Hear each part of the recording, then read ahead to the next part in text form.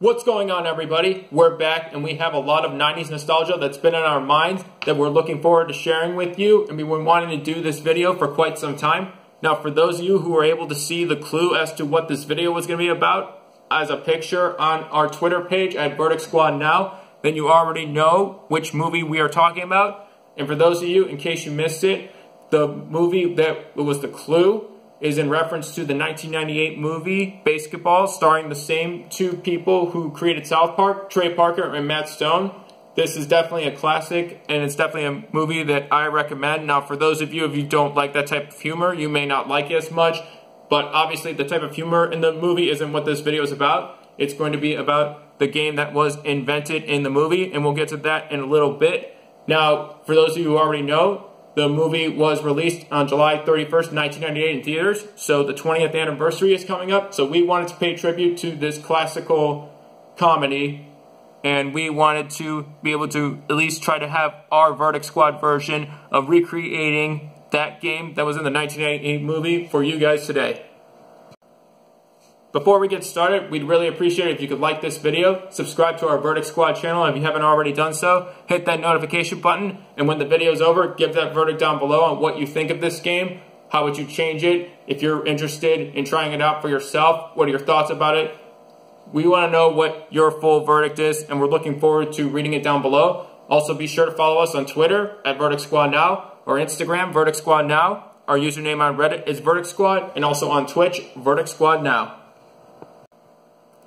Also, another reason why we wanted to do this video and to pay tribute to BASEketball, the movie, is that I forget who this was. Somebody made a comment upon they enjoyed the movie BASEketball and they thought that we should do something along this type of a video. So we figured that that would be a great idea, and we were thinking about doing it anyway. Now, for those of you who haven't seen this movie, it's about two guys who invent their own game, which then becomes very popular. It spreads quickly, and a lot of people come together to enjoy it, and eventually becomes its own league. And this came from where these two guys, who were played by Trey Parker and Matt Stone, were tired of all the commercialization and the corporate control and the wealthy billionaire owners of the teams pretty much controlling all aspects of the game, and it's just becoming not really about the game and the purity of it, and not really about having fun, but rather just money and corporate interests, and that was really their motivations for the whole league and why it existed.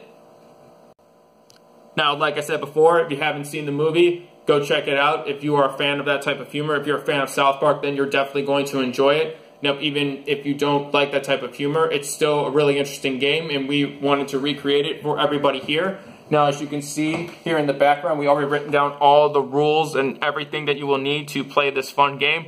We'll also do a little walkthrough on what you can expect if you try this game for yourself. Now, certain things that you would need to play the game, you can use obviously equal substitutes for either the ball or the cup or whatever you have around your house or what's available to you to go buy at the store. Just as long as you have enough people, they want to have fun, and they love playing these type of games, then I'm sure that you're going to really enjoy yourselves. Now here, I won't have to read all the rules themselves. Now here you just have what you're going to need, at least for our version of BASEketball, where you have the cup, the ball, enough space. Be sure you have designated spots of everything. 2 teams of at least, say, 4 people here. You can have at least up to 5. It all depends on how you want to play and how you think that you have to change the rules based upon how you can make it work. After you have everything you need that's gathered here, the objective of the game is to score the most runs than the other team at the conclusion of the game, and we'll obviously have definitions and how long the game is going to last, at least as we have it written down here in the rules. Now, it all depends on how long you would want the game to play for yourself, but it's just to give you an idea of what to expect. Now, here you have definition of runs. Obviously, I'll just you can pause the video and then read for it yourself. Now, we have several pages of definitions and the rest of the rules of the game. We're obviously not going to just read them out loud for you. You can just pause the video, read at your convenience, and then just continue to play the video and to move on and see the rest of the rules. Here we just have some definitions for those people who aren't familiar with basketball and baseball. Now, obviously, BASEketball is just a portmanteau of baseball and basketball. It combines the 2 sports. Now, here you just have definition of runs. the hitting or shooting team, fielding or defending team, an inning, an out. Now, if you're not familiar with sports in general, or you're just not a fan, you may not be too familiar with each of the terms from sports that are composed of this game. Just to give you a good idea of what to expect for this game. And then here, second page here. Now for a dead ball, obviously you can just read it here. That's just whenever it hits the floor or the ground. And then that's when at least play briefly stops. And then move on to the next shooter, or in your lineup, the next hitter, however you want to phrase it, depending on if you're more of a baseball or basketball fan. You have rebounder, runner, walk, and then single, double, triple, home run. Just head back up to the top here just so you can pause the video, just read at your convenience. And we'll show everybody what we mean by rebounder and all the different spots that we said, what it means for a single, how do you get a single, a double, a triple, how that works for this game. Like I said before, we'll just take you on a walkthrough just to give you an idea, at least from my apartment, where the spots would be if we were to play this game. And here down to the below of the page, you have error, and then also double play and triple play.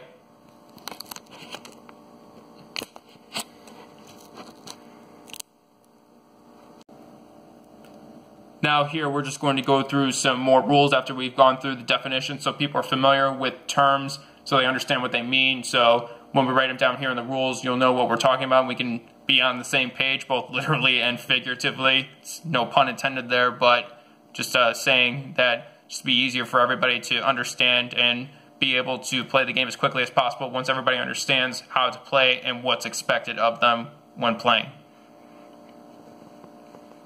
Like before, we'll just pause the video, read at your convenience.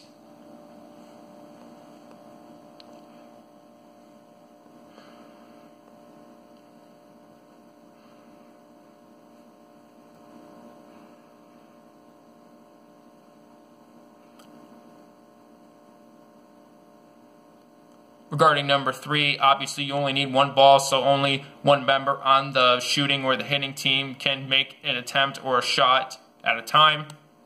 Then everybody else, even on the hitting team, either has to be in a designated dugout just to stay out of the field of play or the court of play, however you want to call it, just so they don't interfere.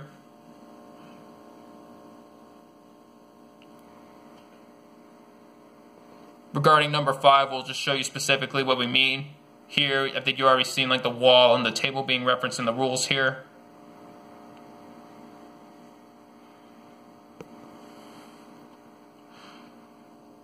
And here is important right here, number 6, just so that you can just try to have good, clean fun.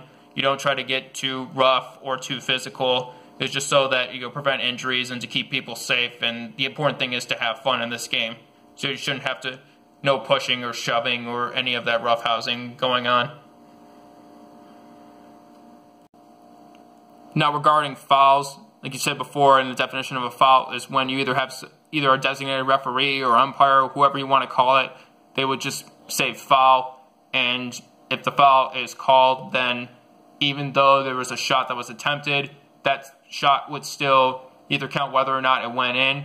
It would just be for after play ends, and then you would either keep tally or keep score of who has what fouls, how many does each team have, and so on, like that.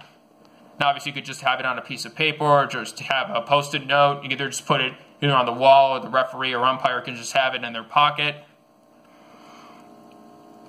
Now, you can read these at your own speed and your own convenience. Now, basically, just similar to this is kind of a basketball rules coming up here. 3 fouls during the course of a game. When either team accumulates them, opposing team would get a free shot. If you're familiar with sports, it's like a technical free throw.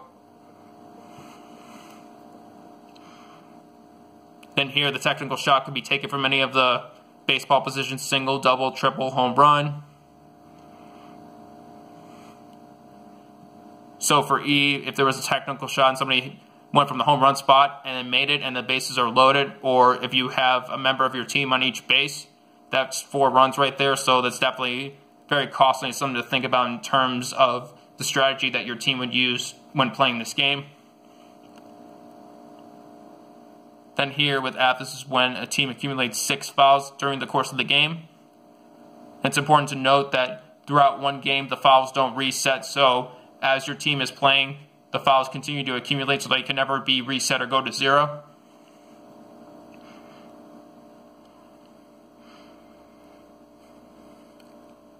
So now, regarding G, for those people who know what being in the bonus is, so for those who don't know, when you're in the bonus in basketball, that's when the opposing team has committed a certain number of fouls, and then from that point on, either during the half or towards the end of the game, depending on which half you are playing, each foul means that you would get either opportunity directly to take shots for points, whether it's at the free throw line, or either a technical, regarding a technical, even whether or not it's in the bonus, it's similar to that regard where you get a chance to get either a free point where there's no interference.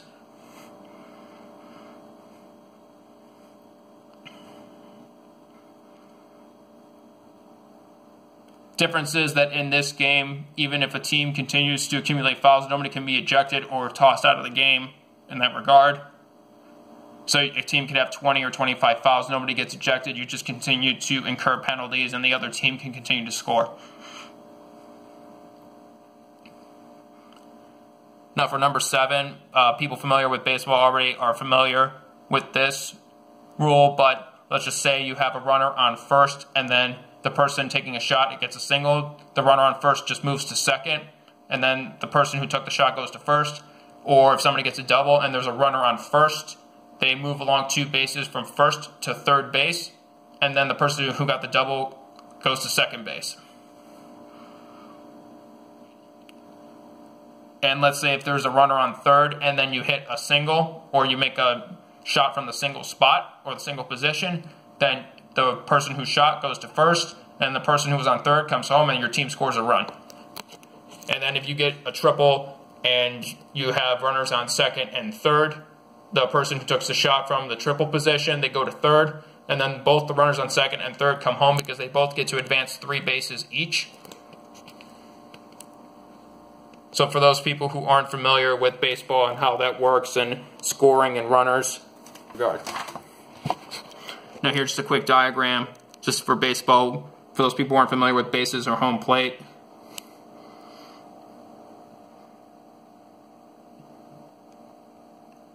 Then we'll also show you what we mean where rebounders can be. Now, as you can see before here, you can read. Now, only during, between going from the top half of the inning to the bottom half of the inning, or when an inning ends, when a rebounder can be substituted. It could be any one person from each team. So you can't switch rebounders during the course of an inning taking place during gameplay, or when a shot's already being attempted, you can't quickly sub in. So you could only do it during when there's a side change or an inning ends. Then here for a tie, just read A through C. If you're already baseball fans or familiar with baseball, then you know what we're talking about. For those of you who don't know, just quickly read it.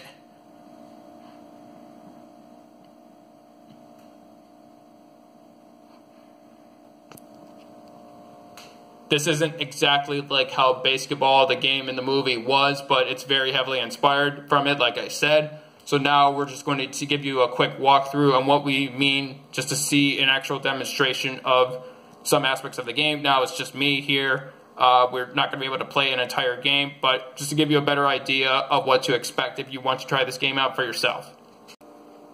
So right here where I am standing, this is going to be the single position.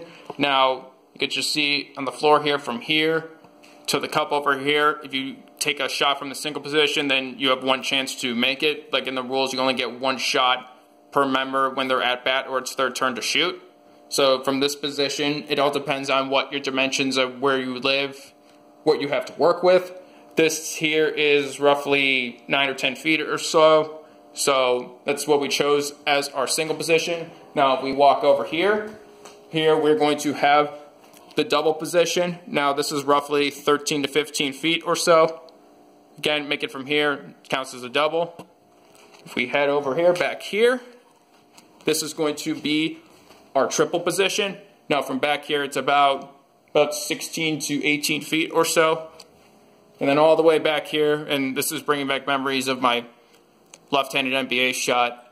But anyway, this is from about 20 to 22 feet away. This is a home run position. Now, obviously, as you already know, this is a fairly tough shot. I can't imagine that most people, when they're selecting which shot to take, they're going to take many attempts from back here. But depending upon how clutch you are, or what type of team player you are, or how you want to contribute to your team, it's something to definitely consider. Now, for rebounders, here you would either pick either side. You would have one rebounder here from this position, here, just either facing the person from the single position or one of the positions here, just to see that when the shot is being taken, they're ready to rebound. And then also, second player here.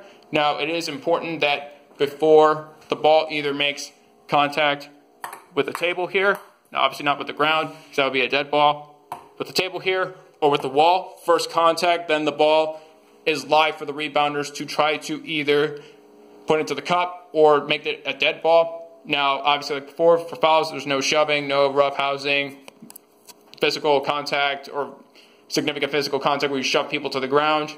Now, what's important is, now for the rebounder on the hitting or team that is shooting, if they are able to tap the ball in from within this line here. Now you can see the two outlets here. You can imagine just an arc right here being drawn. Just use your imagination. From within this arc, if they tap it back in, the person then who shot the ball, that would be considered a walk. Now, for those of you who already don't know, a walk is where you reach first base, but it's not considered a hit. So if you reach first base, you're obviously not out.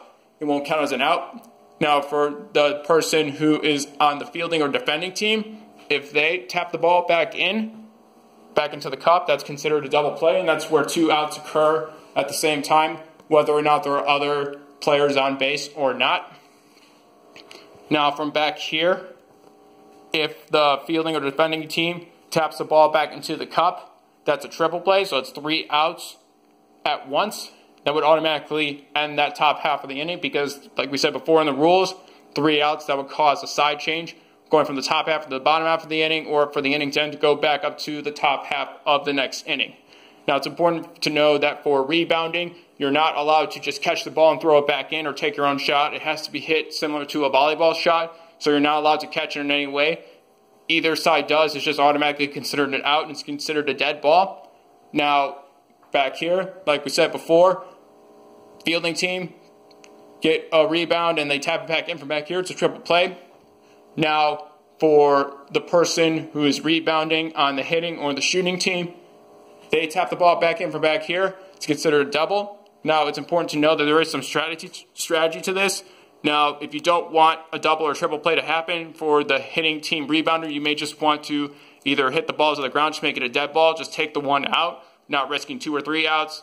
Defending team or fielding team, you may just want to either just get the one out instead. You don't want to risk the hitting team rebounder to tap the ball back in for a single or a double. So there is a lot more strategy to this game for the rebounders. It just keeps it exciting, just keeps them on their toes, and just something to think about when you're strategizing, when you want to play, when it comes to building your team strategy. Just give a quick demonstration of just one shot here. I will attempt a single shot where I'm in the single position, whether or not I make it. So for this, just to give you a quick idea. So right there, even though it bounced out of the cup, if someone was able to have quick enough reflexes and be able to rebound it in time, they would be able to have a chance to tap it back in for either rebounder. But most likely for that, it would probably be a dead ball, just because it would be very tough to be able to hit the ball back up from under the height of the table. Now, if we just head back here, we'll just try a double shot where we take a shot from the double position. Like I said before, same rules apply where whether or not you make it, rebounders have a chance to tap it back in if it doesn't hit the ground. Just give you a quick demonstration here. Show the camera right here from the double position. So right there, it bounced out of the cup, so they would have a chance to rebound it.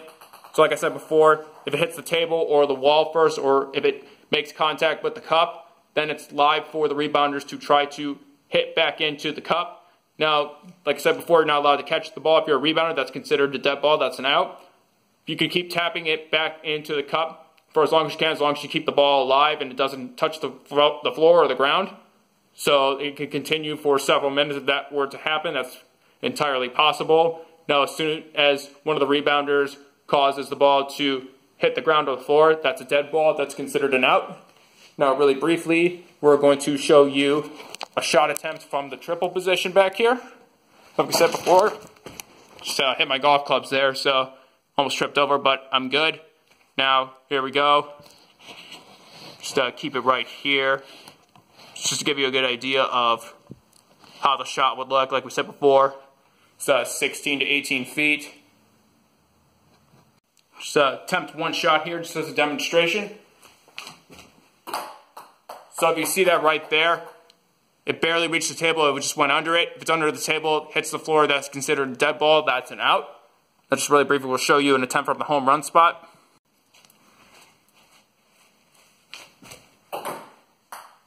So from that, hit the wall first and hit the table, but even if it hits the wall first, it's still alive for a rebound. Now, it's important to note that for the rebounds, you're not allowed to touch the cup under any circumstances. You're not allowed to shake it or make any sort of contact with it. That would be considered technical foul on either team. Whoever would make contact with the cup for any reason during gameplay. All right, guys, that would just give you a good idea of what to expect if you're trying to do this game out for yourself.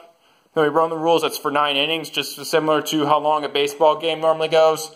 And just give you a quick rundown of what to expect if you want to play this game, how long it's going to be, and some of the shots and how they're going to look when you are attempting to score runs for your team.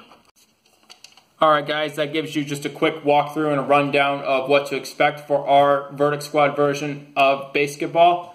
I really hope you guys enjoyed this video. We really wanted to do this video for a long time. This is one of my favorite classic movies. Again, like I said, if you have a sense of humor where you are similar to the guys who created South Park, you would definitely enjoy this movie. Even if it's not your type of movie where you like the type of humor, it's still an interesting game itself to watch.